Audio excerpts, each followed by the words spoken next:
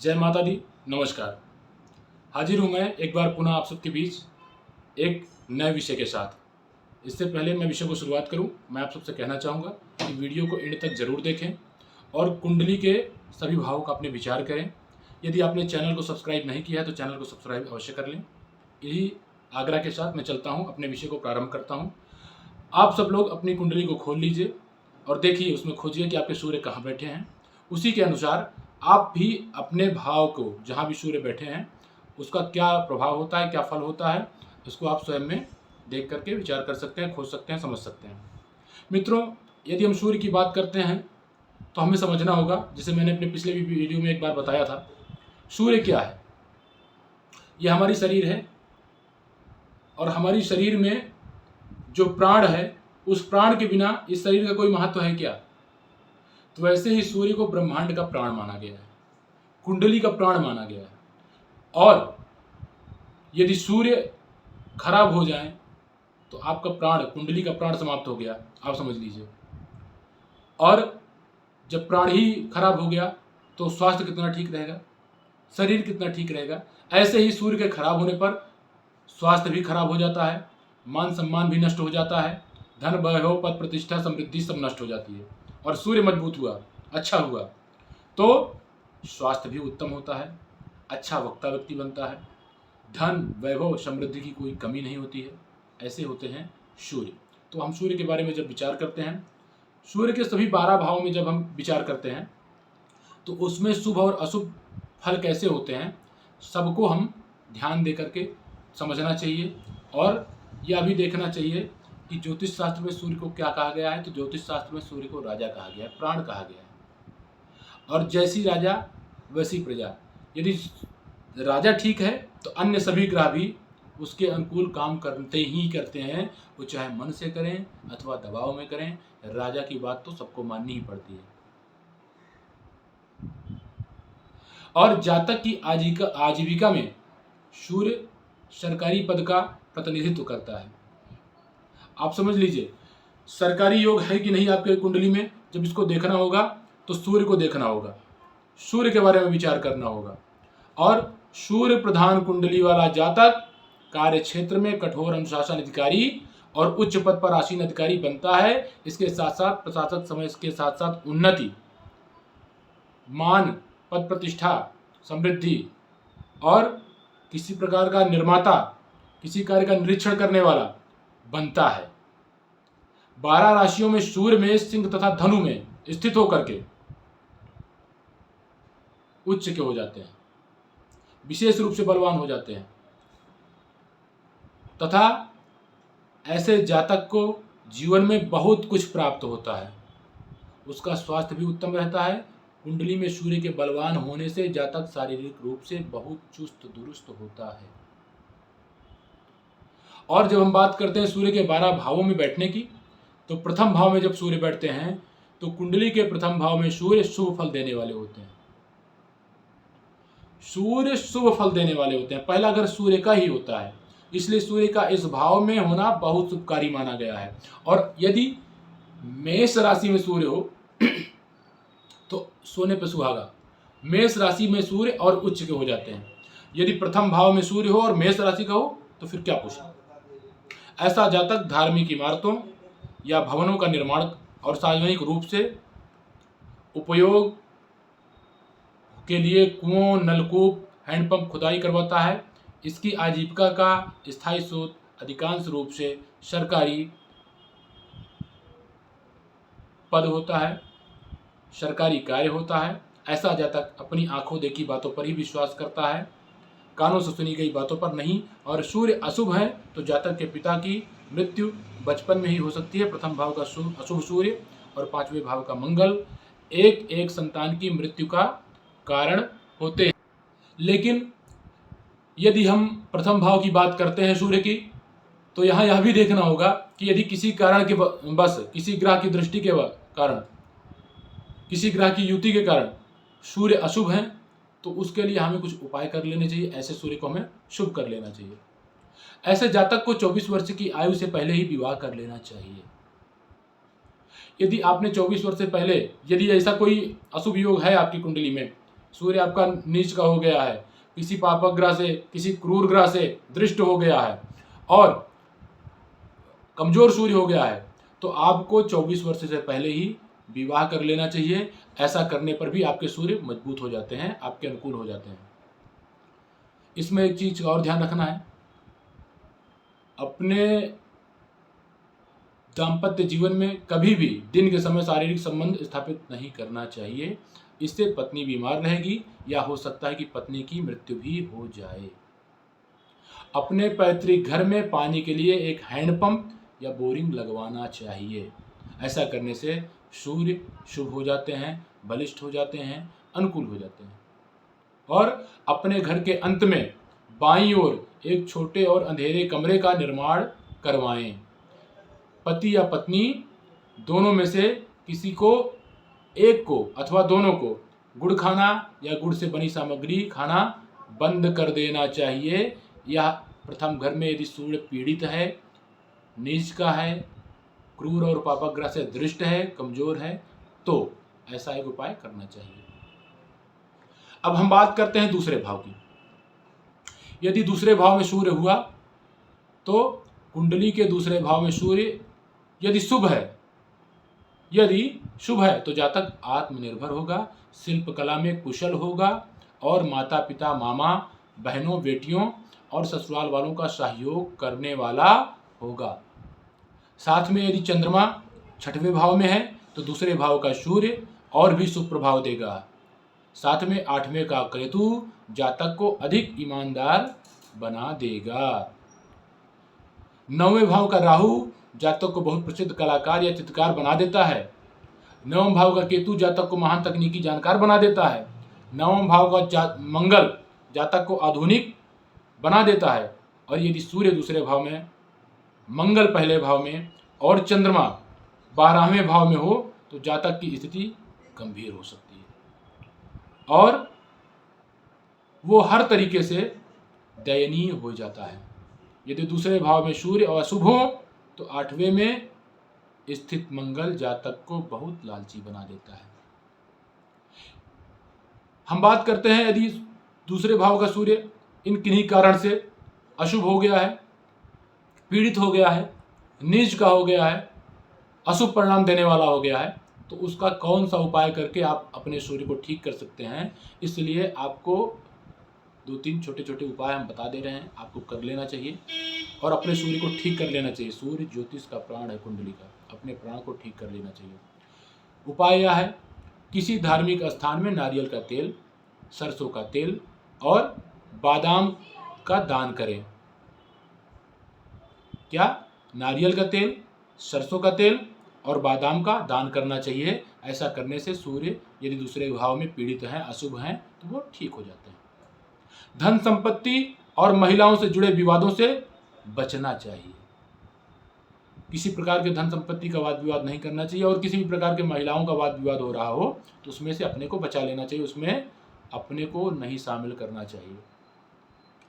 और सबसे बड़ी बात, दान लेने से बचें। विशेष करके चावल, चांदी और दूध का दान नहीं लेना चाहिए। ऐसा करने से आपका सूर्य आपके अनुकूल हो जाएंगे, शुभ हो जाएंगे। कुंडली के तीसरे भाव में यदि सूर्य हैं और शुभ हैं तो जातक अमीर, आत्मनिर्भर होगा और उसके कई छोटे भाई होंगे। जातक पर ईश्वरीय कृपा होगी और वह बौद्धिक व्यवसाय द्वारा लाभ कमाएगा। वो ज्योतिष और गणित में रुचि रखने वाला होगा। यदि तीसरे भाव में सूर्य अशुभ हैं और कुंडली में चंद्रमा भी अशुभ है तो जातक के घर में दिन दहाड़े चोरी या डकैती हो सकती है। यदि पहला भाव पीड़ित हो तो जातक के पड़ोसियों का विनाश हो सकता है। ऐसे में यदि पीड़ित है, सूर्य अशुभ है, तो तीसरे भाव का क्या उपाय होगा यह भी बता देता हूं, आप लोग नोट कर लीजिए। पहला सबसे जो जरूरी काम है वह यह है कि अपनी माता को प्रसन्न रखें और उनका आशीर्वाद सदैव लेते रहें। अपनी माँ का आशीर्वाद यदि आप लेते रहेंगे, उनको प्रसन्न रखेंगे, वो उनकी कृपा आपको मिलेगी, तो तीसरे भाव का सूर्य यदि पीड़ित भी होगा तो वो भी ठीक हो जाएगा, उसका कोई अशुभ परिणाम आपको नहीं मिलेगा। दूसरों को चावल या दूध परोसें या तो गरीबों को दान में दें। और तीसरी मैं जो बात कहने वाला हूं उपाय के लिए, सदाचारी रहें और बुरे कामों से बचने का प्रयास करें। यदि आपने ऐसा उपाय अपने जीवन में अपनाया है तो तीसरे भाव के यदि सूर्य आपके पीड़ित भी होंगे तो आपके अनुकूल होंगे, इसमें कोई संशय नहीं होना चाहिए और आपको शुभता प्रदान करेंगे। वहीं बात करते हैं चौथे भाव की, तो चौथे भाव में यदि सूर्य शुभ है तो जातक बुद्धिमान, दयालु और अच्छा प्रशासक होता है।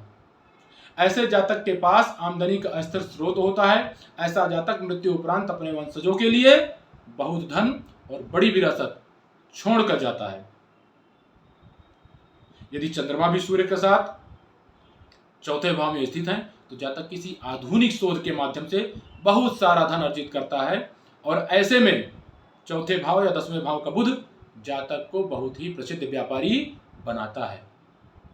यदि सूर्य के साथ बृहस्पति भी चौथे भाव में स्थित हैं तो जातक सोने और चांदी के व्यापार से बहुत लाभ प्राप्त करता है। यदि शनि 7वें भाव में हो तो जातक को रतौंधी या आंख से संबंधित अन्य रोग हो सकते हैं। और वहीं यदि सूर्य चौथे भाव में अशुभ हो और मंगल 10वें भाव में हो तो जातक की आंखों में दोष हो सकता है, किंतु उसका भाग्य कमजोर नहीं होगा। आंखें तो खराब हो सकती हैं, थोड़ा कमजोर हो सकती हैं, जो कि कष्टकारी है, लेकिन हर प्रकार से भाग्य साथ न दे ऐसा नहीं है। समस्या आएगी तो समाधान भी मिलेगा और संसाधन भी मिलेगा उस समस्या को दूर करने के लिए। ऐसे में उसका भाग्य उसका साथ देता है, कमजोर नहीं होता है।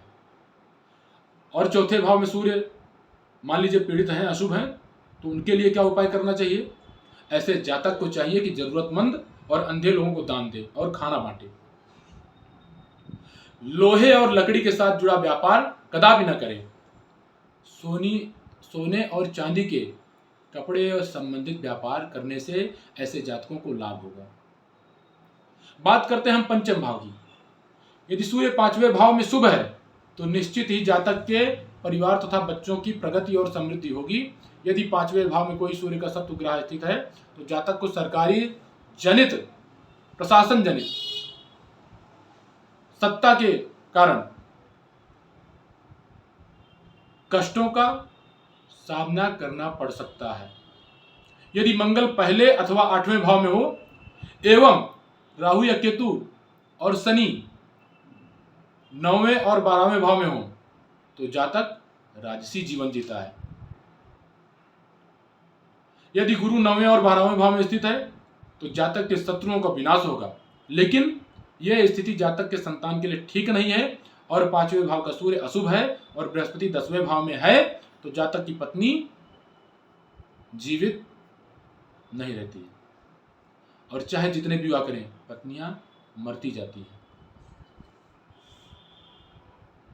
ऐसे में यदि ऐसी कोई स्थिति है जिससे कि सूर्य पीड़ित हो रहा है तो हमें क्या उपाय करने चाहिए? ध्यान रखिए, ऐसे जातक को संतान पैदा करने में देरी नहीं करनी चाहिए।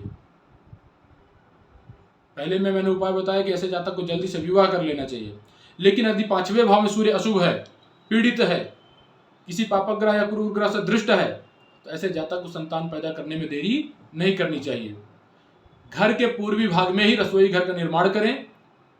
लगातार 43 दिनों तक सरसों के तेल की कुछ बूंदें जमीन पर गिराएं। इससे आपके सूर्य ठीक होंगे और आपको शुभता प्रदान करेंगे, अनुकूलता प्रदान करेंगे, आपके लिए भाग्योदय के कारक होंगे।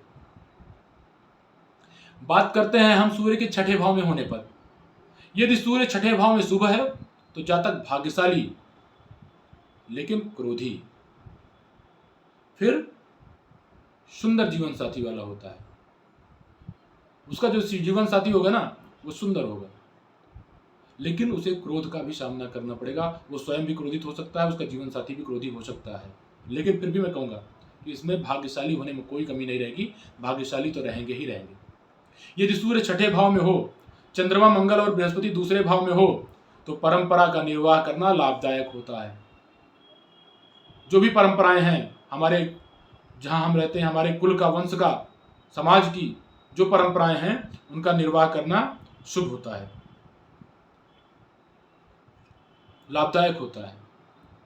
और सूर्य 6ठे भाव में हो और 7वें भाव में केतु या राहु हो तो जातक का एक पुत्र होगा और ऐसे जातक की 48 साल के पश्चात, ऐसे जातक पृष्ठोदय भाग्यशाली होते हैं। उनका भाग्योदय जो है वो पृष्ठोदय होता है। ऐसे जातक का भाग्योदय 48 साल के बाद होगा। उनकी उन्नति 48 साल के बाद प्रारंभ होती है। यदि दूसरे भाव में कोई भी ग्रह ना हो तो जातक के जीवन में 22वें साल में सरकारी नौकरी मिलने के योग बनते हैं। लेकिन देखना यह है कि दूसरे भाव में कोई ग्रह ना हो तब। यदि सूर्य अशुभ हो तो जातक के पुत्र और निहाल के लोगों को काष्ठों का सामना करना पड़ सकता है। हर प्रकार से तमाम प्रकार के कष्ट मिलते हैं। ऐसे जातक का स्वास्थ्य भी कभी ठीक नहीं रहेगा यदि पीड़ित हैं तो। और यदि यहाँ पीड़ित हैं और अशुभ हैं तो हमें क्या उपाय करना चाहिए, आप नोट कर लीजिए।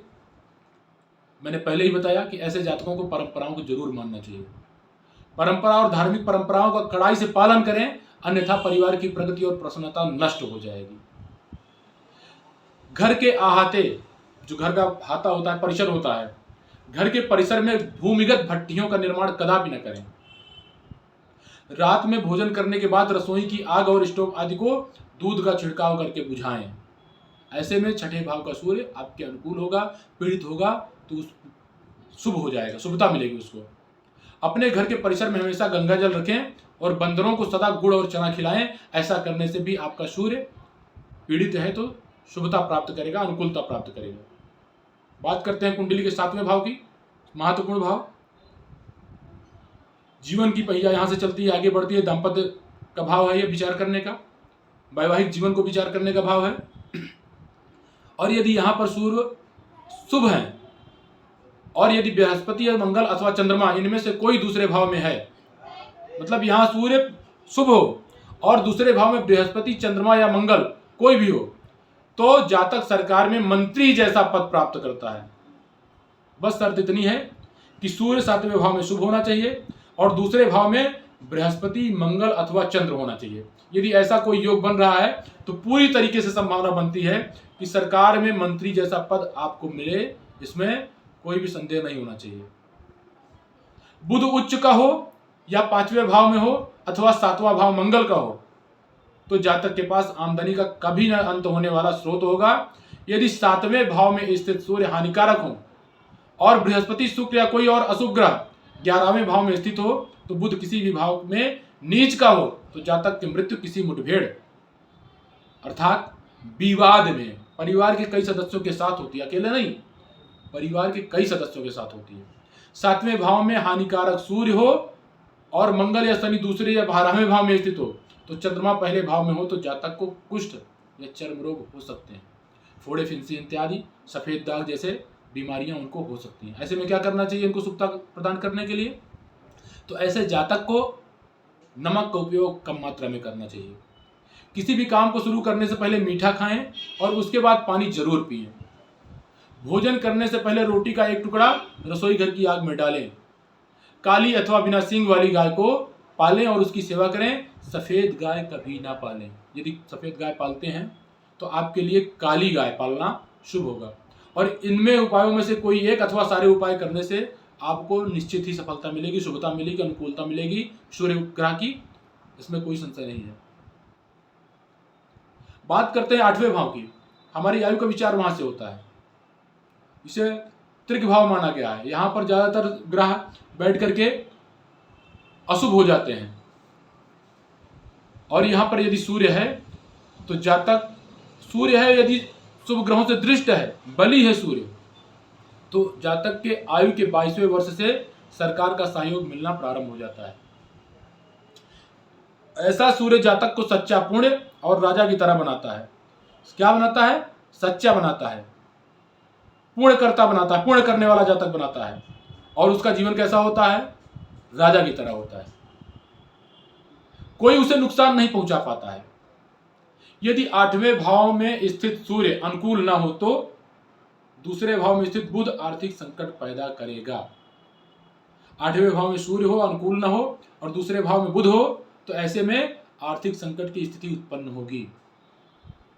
ऐसा जातक अस्थिर स्वभाव, अधीर और अस्वस्थ रहने वाला होता है। ऐसा जातक ईमानदार होता है, किसी की बातों में आ जाता है जिससे कभी कभी उसे नुकसान भी हो जाता है। ऐसे में मान लीजिए अनुकूल नहीं, सूर्य अशुभ है, तो क्या करना चाहिए? ऐसे जातक को चाहिए कि वह घर में कभी भी सफेद कपड़े ना रखें। जातक का घर दक्षिण मुखी ना हो, उत्तर मुखी घर अत्यधिक फायदे पहुंचाने वाला हो सकता है। उत्तर मुखी घर को कुबेर द्वार कहा गया है। हमेशा किसी भी नए काम को शुरू करने से पहले ऐसे जातक को मीठा खाकर पानी पीना फायदेमंद होगा। यदि संभव हो तो किसी जलती हुई चिता में तांबे के सिक्के डालें और बहती नदी में गुड़ बहाएं, तो आपका पीड़ित सूर्य जो अष्टम भाव में है, अशुभ फल दे रहा है, वो शुभ हो जाएगा और आपके भाग्योदय में, आपके जीवन में हर प्रकार से सहयोग करना प्रारंभ कर देगा। बात करते हैं अगले भाव की।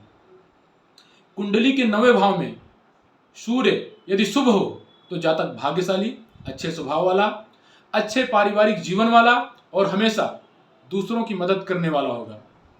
यदि बुध 5वें घर में होगा तो जातक का भाग्योदय 34 साल के बाद होगा। यदि 9वें भाव में सूर्य शुभ ना हो तो जातक बुरा और अपने भाइयों के द्वारा परेशान किया जाएगा। सरकार से दंड और प्रतिष्ठा की हानि हो सकती है। ऐसा जातक भाई के साथ सुखी नहीं रहेगा। अब मान लीजिए ऐसी कोई स्थिति बन रही है जिसमें आपको सूर्य अशुभता प्रदान कर रहे हैं, प्रतिकूलता प्रदान कर रहे हैं, पीड़ित हैं, तो आपको क्या उपाय करना चाहिए? ऐसे जातक को उपहार या दान के रूप में चांदी की वस्तुएं कभी स्वीकार नहीं करनी चाहिए। हाँ, चांदी की वस्तुएं दान अवश्य करना चाहिए।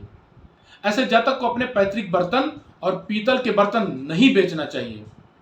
वो भले ही उपयोग में ना हो, लेकिन उनका कभी भी विक्रय नहीं करना चाहिए। अत्यधिक क्रोध और अत्यधिक कोमलता से भी बचना चाहिए। ना तो अधिक क्रोध करना चाहिए और ना ही बहुत कोमल स्वभाव का बनना चाहिए। ऐसे जातक को सम स्वभाव में रहना चाहिए, द्वि स्वभाव में रहना चाहिए। कभी भी किसी चीज की अति नहीं करनी चाहिए।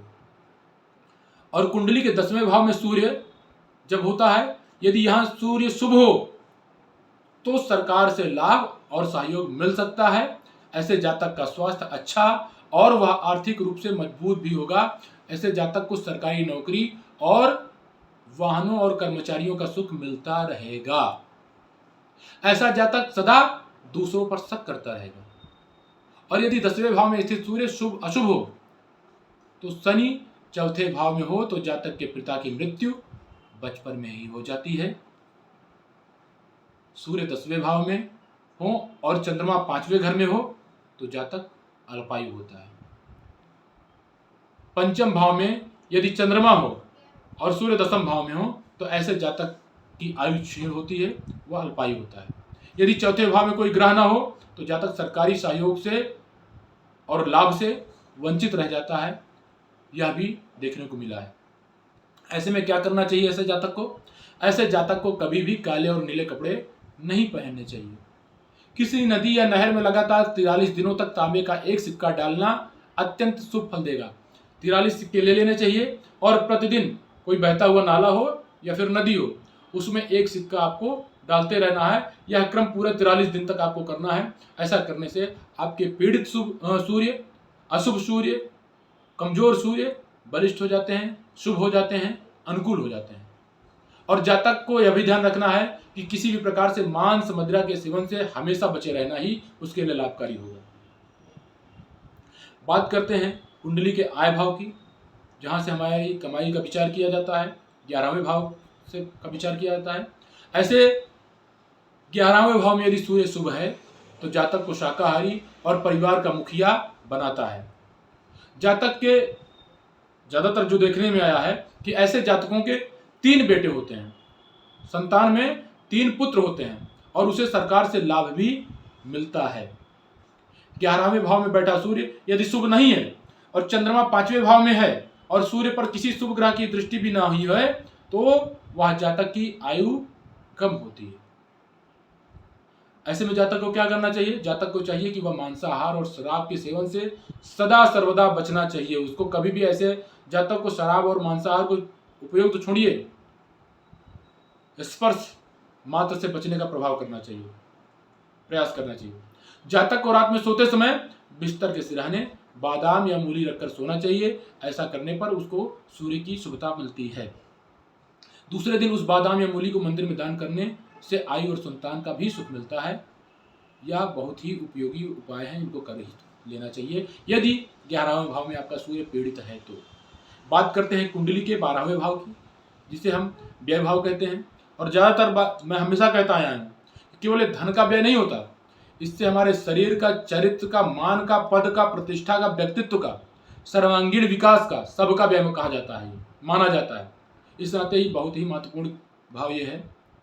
यदि 12वें भाव में सूर्य शुभ हो तो जातक 24 वर्ष की आयु के बाद बहुत धन कमाएगा और जातक का पारिवारिक जीवन अच्छा बीतेगा। यदि शुक्र और बुध एक साथ हों तो जातक को व्यापार से लाभ मिलता है और जातक के पास आमदनी के बहुत अच्छे स्रोत होते हैं। यदि 12वें भाव का सूर्य अशुभ हो तो जातक अवसादग्रस्त, डिप्रेशन का शिकार और मशीनरी से आर्थिक हर प्रकार के धन का, अर्थ का हानि उठाने वाला और सरकार द्वारा दंडित होने वाला जातक होता है। ऐसे में उसे सरकार से दंड मिलने की भी संभावनाएं बनी रहती हैं। यदि पहले भाव में कोई और पापक ग्रह हो, 12वें भाव में सूर्य हो और लग्न में कोई पापक ग्रह हो तो जातक को रात में चैन की नींद तक नहीं आती, ऐसा देखने को मिला है। ऐसे में क्या करना चाहिए जातक को? जातक को उपाय स्वरूप हमेशा अपने घर में एक आंगन जरूर रखना चाहिए। आपके घर में यदि आंगन है तो भी आपके 12वें भाव में बैठे सूर्य जब पीड़ित हैं तो उसमें आपको अनुकूलता मिलेगी। ऐसे जातक को चाहिए कि वह हमेशा धार्मिक और सच्चा बने, किसी भी प्रकार के अधर्म और पाप कर्म करने से बचना चाहिए। झूठ बोलने से तो सदा सर्वदा ही बचना चाहिए। जितना आप झूठ बोलेंगे, जितना पाप कर्म करेंगे, आपके लिए समस्याएं और बढ़ती जाएंगी। ऐसे जातक को अपने घर में एक चक्की रखना चाहिए। ग्रामीण समय में चक्री और जात इत्यादि जैसे शब्दों को हम यदि सुने हो तो ये होती ही थी। ये सब होने से ही अपने आप में ऐसे उपाय हो जाते थे। लेकिन यदि अब संभव नहीं है, बहुत सारे घरों से लगभग गायब भी हो गए हैं। लेकिन यदि आपकी कुंडली में ऐसा कोई दोष है, 12वें भाव का सूर्य पीड़ित है, तो आपको एक चक्री या जांत खरीद करके अपने घर पर रखना चाहिए। अपने दुश्मनों को हमेशा क्षमा कर देना भी आपके सूर्य को मजबूत करेगा। तो आप लोग स्वयं अपनी कुंडली खोलिए और उसमें खोजिए कि आपके सूर्य कहाँ बैठे हैं। विचार करिए आपके सूर्य किस ग्रह के साथ बैठे हैं, किस ग्रह से दृष्ट हैं, या अभी तक जो भी मेरे द्वारा आपको बताया गया है ऐसी कोई स्थिति ग्रहों की बन रही है क्या। यदि कुछ है तो आपको बताए गए उपाय अवश्य करने चाहिए। मैं पुनः आपको बताता हूँ, कहना चाहता हूँ कि इन उपायों को करके आपको लाभ अवश्य लेना चाहिए। अपने घर के किसी सदस्य, मित्रों के सदस्यों की कुंडली में भी यदि ऐसा कोई दोष है तो उन्हें भी ऐसी जानकारी साझा अवश्य करना चाहिए। और इसके लिए आपको वीडियो को आगे भी फॉरवर्ड करना चाहिए और चैनल को सब्सक्राइब अवश्य ही कर लेना चाहिए। मैं ऐसे ही तमाम प्रकार की जानकारियों सहित वीडियो बना करके आप सबको प्रेषित करने का प्रयास करता रहूँगा। जय माता दी, नमस्कार।